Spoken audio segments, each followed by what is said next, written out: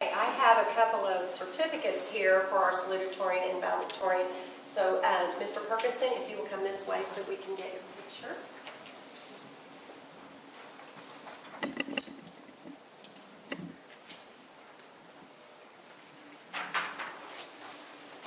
And Mr. Prather.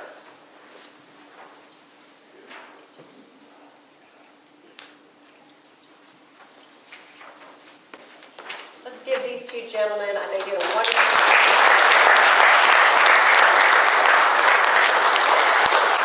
At this time, I'm going to introduce to you the key to the education department here at Bill Johnson, and that is our teaching staff here. So when I call your names, I would like for you all to come forward. They are probably some of the greatest people I've ever worked with. They are a great group of educators that are dedicated to the field of education and to their students. Within their education department, they promote a culture that is sometimes not common, but it is a culture that is very welcoming. They are compassionate, they're enthusiastic, and they're understanding, they're patient, and their flexibility allow our students to learn, grow, and thrive. Additionally, they hold these guys accountable, and you could ask any one of these graduates. And with that, they etch into their students a sense of self-discipline and self-evaluation, as well as self-pride. They are an outstanding group of educators, and I am extremely privileged to work with them. So at this time, I would ask Mrs. Connie Antone to please come forward, Ms. Sheila Schaefer-Conradi, and Ms. Kaylin Porter. And if you all would give these ladies a...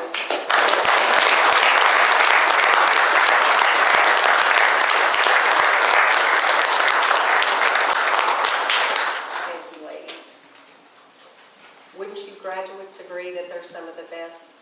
Yeah. Yes, they are. All right. This morning, I am honored to introduce today's speaker, Mr. soon-to-be Dr. Shane Hansen. He is a lifelong Oklahoma resident. Mr. Hansen graduated from Calumet High School as valedictorian in 2004. A college basketball and baseball athlete, he earned a bachelor's degree from Northwestern Oklahoma State University in Health and Sports Science Education, and in 2008 he earned his master's degree also from Northwestern in Adult Education Management Administration in 2010. He will finish his doctoral degree in 2023 of this year, May actually. Shane's work experience includes men and women's head cross-country coach. He's been the men's basketball assistant coach. He's the director of J.R. Holder Wellness Center, director of Students and Housing. He is an instructor and a department chair of Health and Sports Science Education, all here at Northwestern Oklahoma State University. And he is a youth pastor at the First United Methodist Church here in Alva as well. Shane and his wife have been married for over 15 years, and they have 3 children. His joy comes from coaching his kids in every activity possible and watching them grow. Would you please give a warm welcome to Mr. Shane Hansen.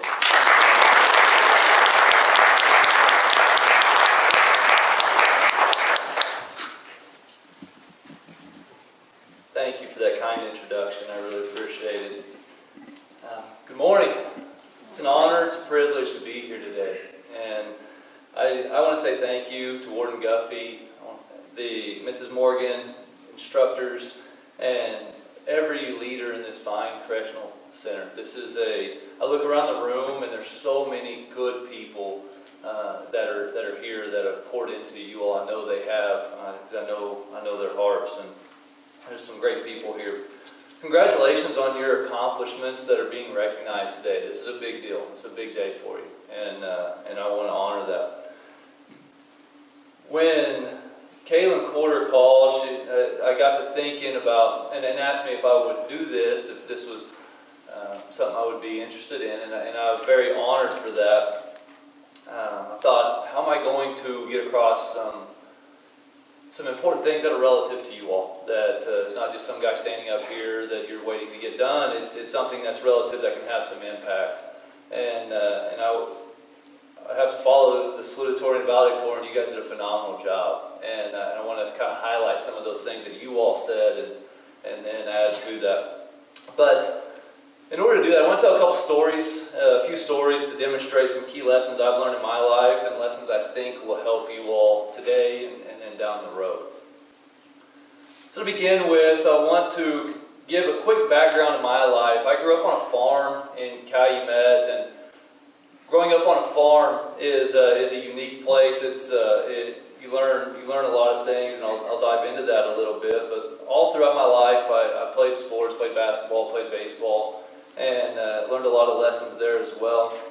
Came here to college, and the opportunity to play those sports was really the driving force with my choice to come here. And then I came here and fell in love with the place, the people, and haven't left. I've been here ever since, and met my wife here.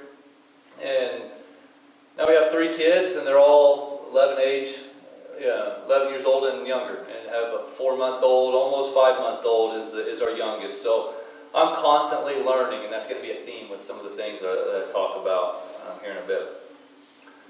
So from the moment I was born, my dad took me out on the farm with him. I went on the farm as soon as I could ride in the floor of the pickup and just tag along with everything that we did. And on the farm, there are a lot of jobs to do, and they never end. There's always something new that you're doing. And I can remember many times getting calls in the middle of the night. You ranchers in the room know what I'm talking about. You get that call in the middle of the night, hey, you got a cow out. We got to get the cow in. It doesn't matter what time it is. The cow doesn't know what time it is. You got to go get it in, right? It could get hit. It could cause injury. There's a lot of money involved with it. We would just get up in the middle of the night, go do what we had to do to get the cow in. We'd raise alfalfa. Alfalfa is a hay that has to be baled at the perfect time, perfect temperature, perfect humidity. It has to be perfect. Usually it got perfect about the middle of the night. It's about how it worked around there. And so we'd go sit in the truck, we'd sleep in the truck, and we'd wait, we'd get out and we'd check it. You guys know what I'm talking about, that it's done, and we'd go check the hay, and then we'd go, if it was right, we'd go bale, and we might sit there all night to go bale for 30 minutes.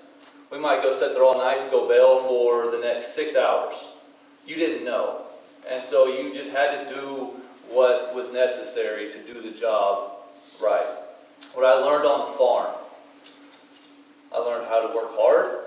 And I learned that the job is done when it's done. You don't stop just because the clock hits a number. You stop when the work is done.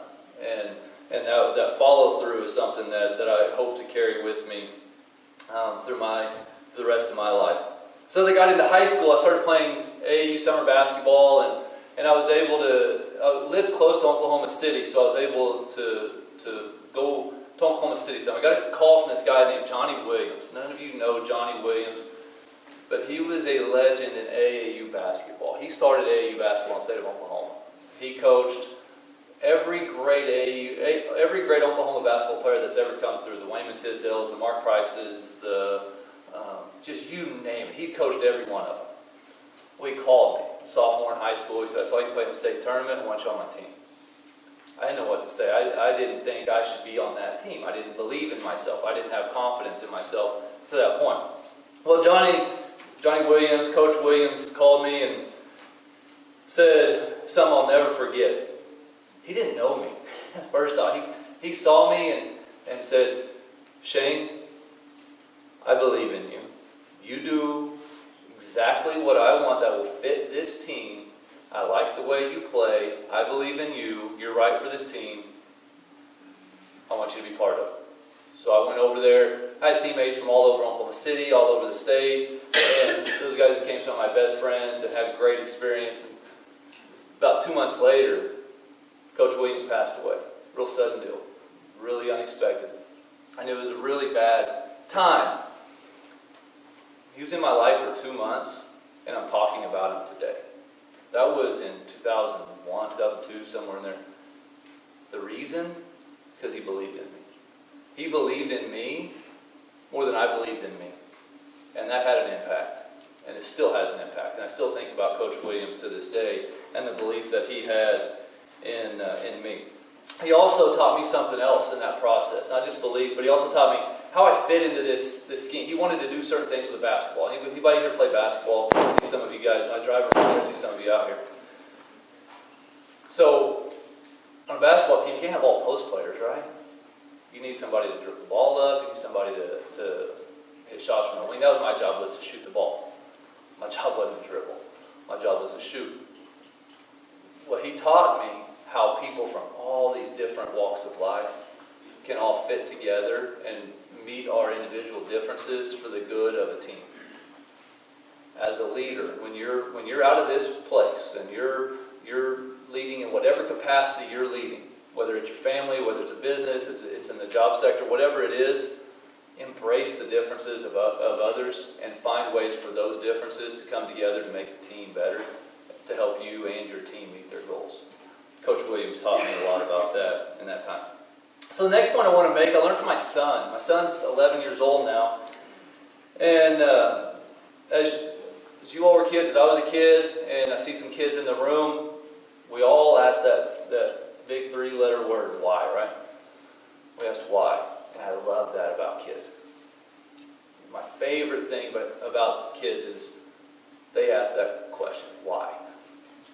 And they're curious. They really want to know why. And some questions are pretty easy to answer, like, Dad, why do you have a job? Well, I got to pay bill. And there's reasons with the job. Dad, why is the sky blue? I don't know. Let me ask Siri, right? Let me Google that real quick. I'm not 100% sure why. There's a lot of other questions. My son especially is incredibly curious. Even today, 11 years old, he's still very curious. Asks a lot of questions about why. And when I'm also the faculty athletic representative at Northwestern, and so I go speak to all the athletic teams before the season every year, and I tell them all the same thing I'm telling you. I tell them, go to class, but don't just go to class. Go to class curious. Be curious. Go there curious. Want to learn. Find ways to learn. Look for opportunities to learn. That applies in class. That applies in this setting we're in right now. I was learning from you all talking, and I appreciate that. I was learning from talking with Miss Quarter before this ceremony.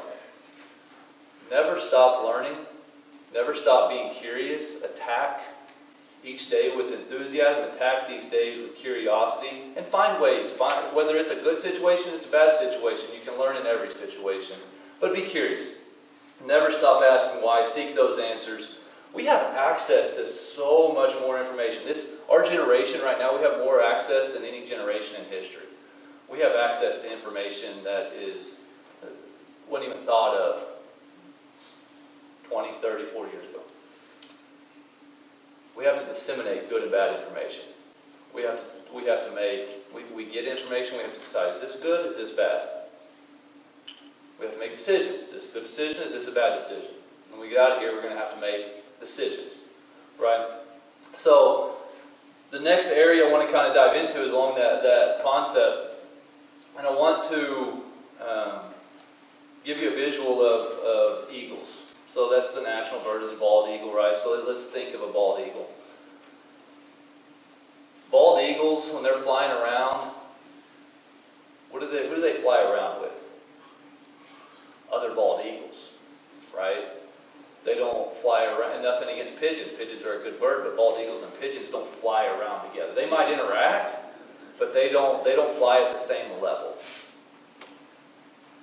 So make sure you're surrounding yourself with eagles. Kind of like I was driving out here and the Bermuda grass is starting to pop through. You know the best way to get rid of weeds is to have good grass.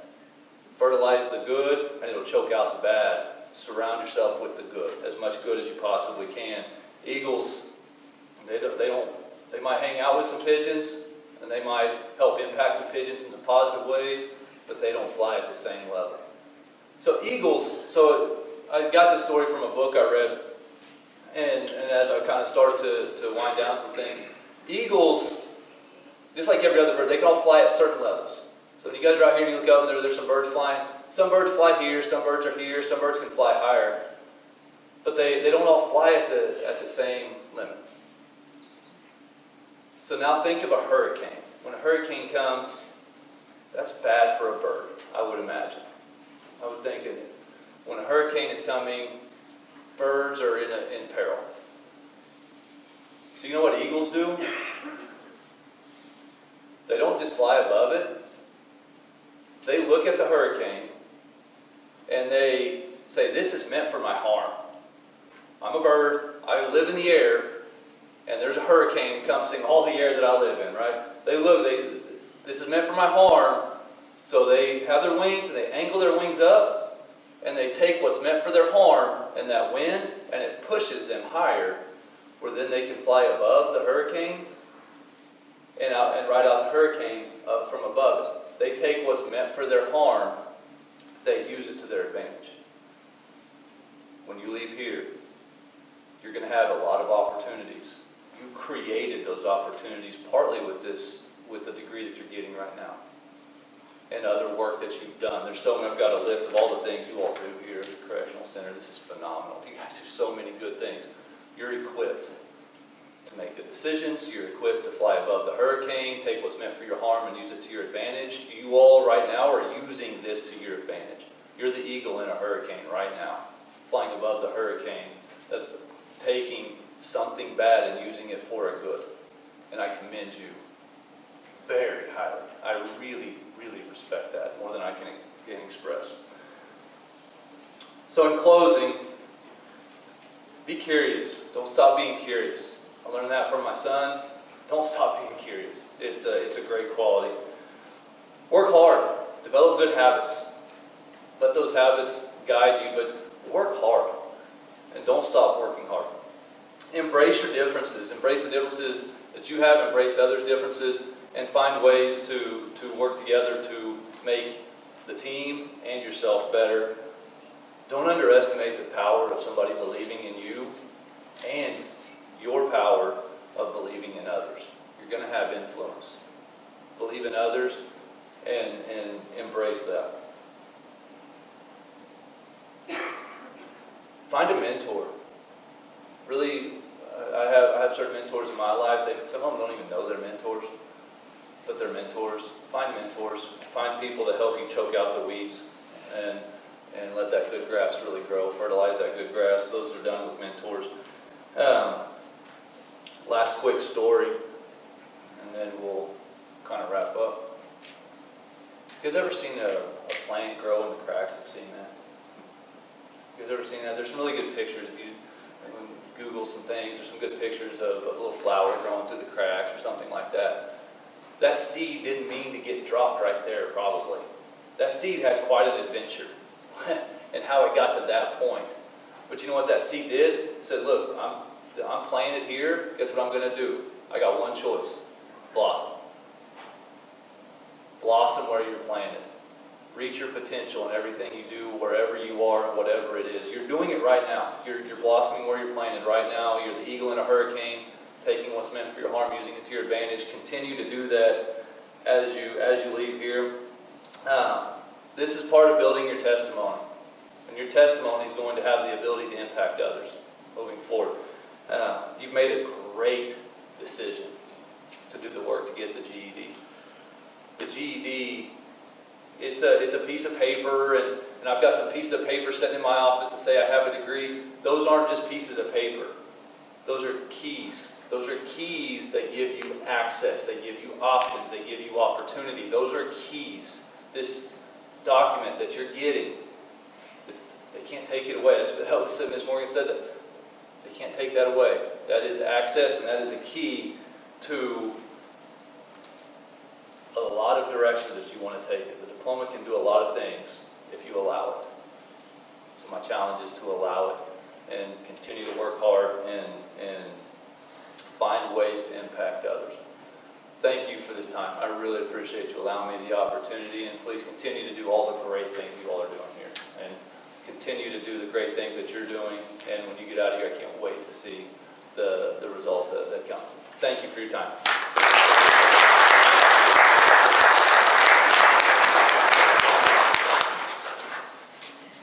Thank you, Mr. Hanson. Will the graduates please rise?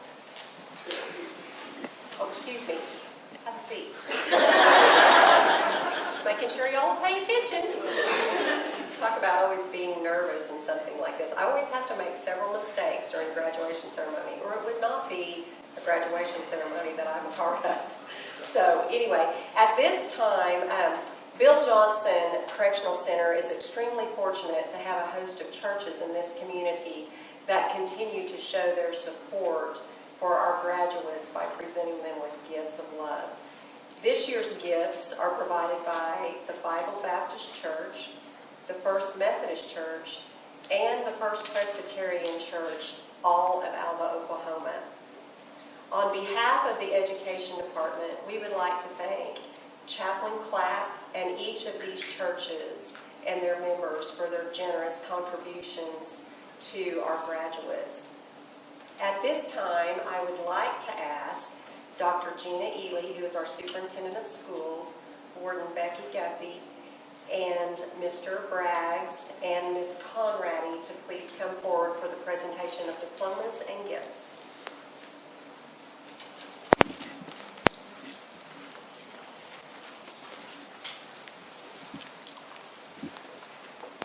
Would the third row please rise?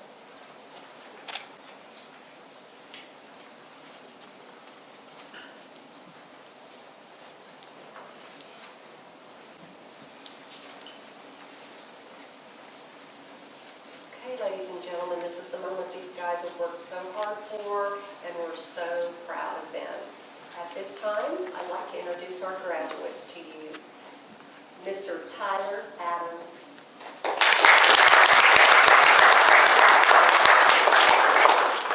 Mr. Cecil Barker.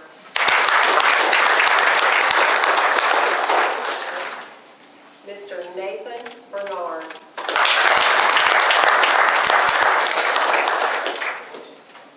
Mr. Jesse Brewer. Mr. Arlen Carpenter. Mr. Derek Carter. And Mr. Ethan Daniel.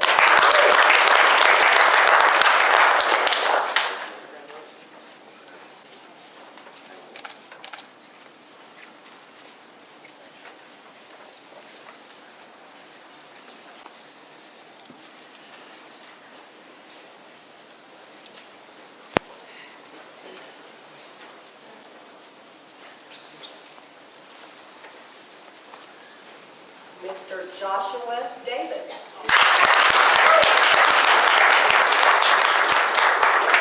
Mr. Houston Foster.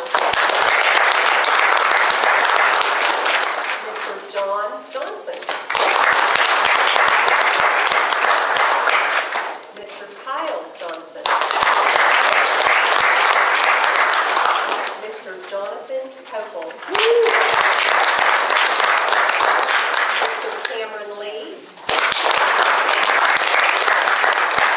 Mr. Lydell Lloyd,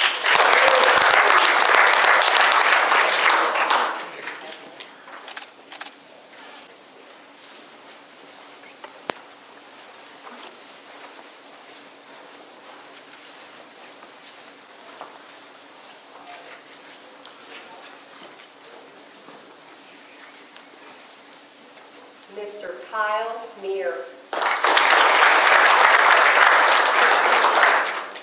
Mr. Cameron O'Neill, Mr. Michael Parks, Mr. James Perkinson, Mr. Cameron Traker, Mr. Darren Taylor, and Mr. Justin Walker.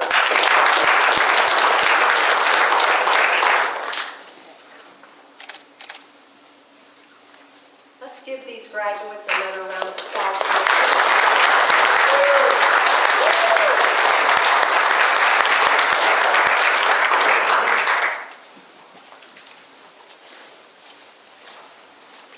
Don't they look sharp in their caps and gowns? I always love caps and gowns. I think they all look so sharp. Okay, graduates, at this time, I really do want you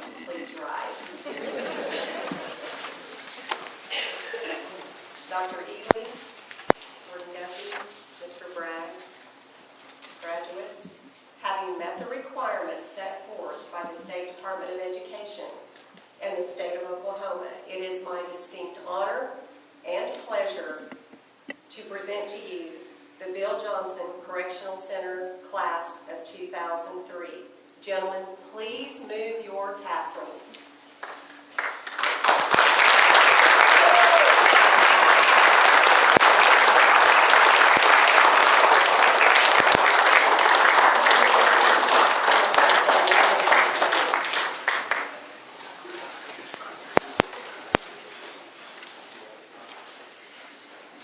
Before I asked Dr. Ely to come to the stage and give her closing remarks, I was listening to I like to listen to a lot of things that kind of inspire, and everybody, even no matter where we are in life, we all need a little bit of inspiration.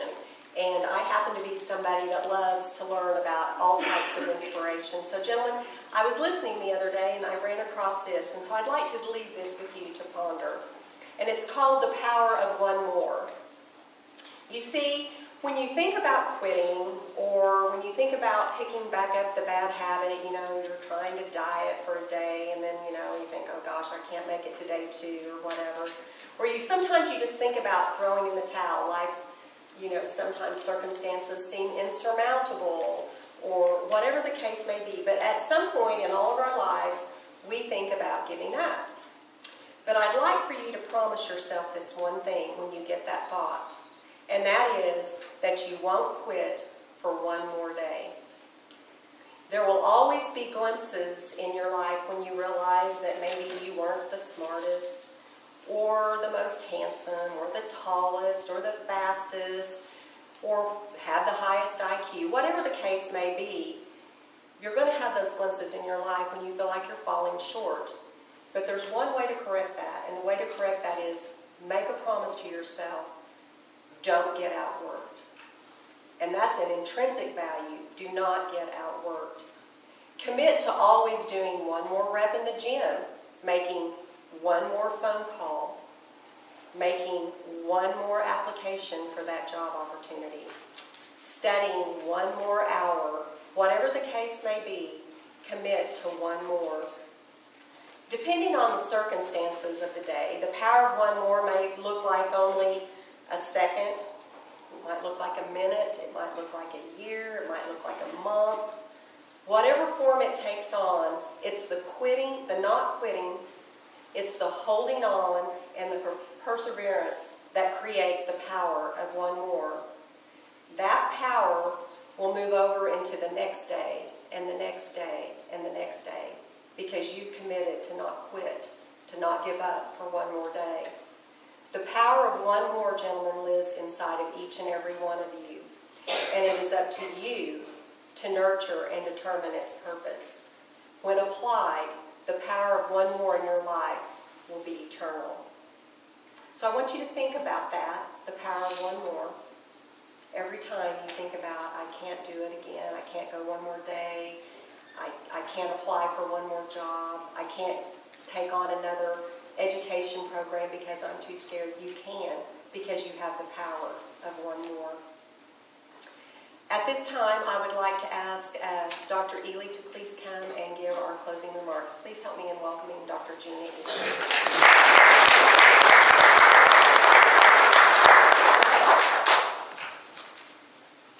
Congratulations, guys. What a great day for all of you.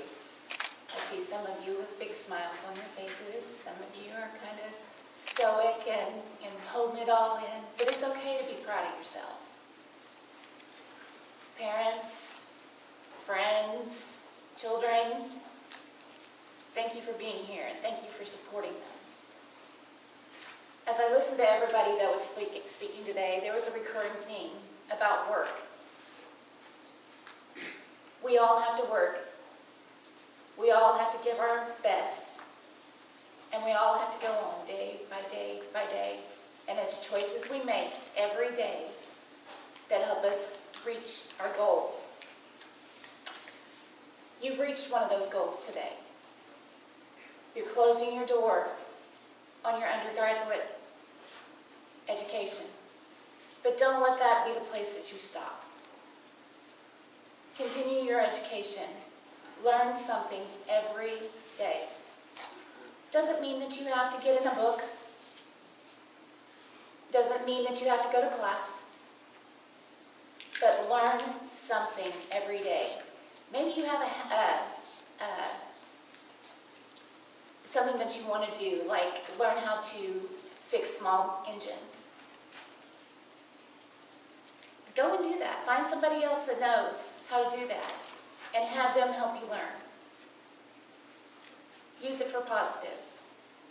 Right now you don't really know it, but there are people that are watching you. You are a role model because you've been successful in your education and you've gotten this diploma. People are watching you, whether you know it or not. And they want to be successful like you are.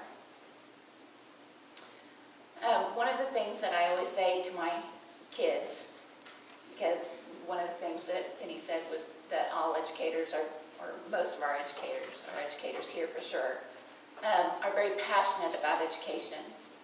Well, one of my themes is reading is your friend. You have to read when you get up in the morning, when you're driving down the road, when you're eating dinner, all the way through your life. Reading is your friend. So do a little reading every day. And I know that listening to the speakers is not the highlight of the day. I know it's the cookies and the punch. So I'm going to close it out here. Get with your families. Thank them for supporting you. And congratulations.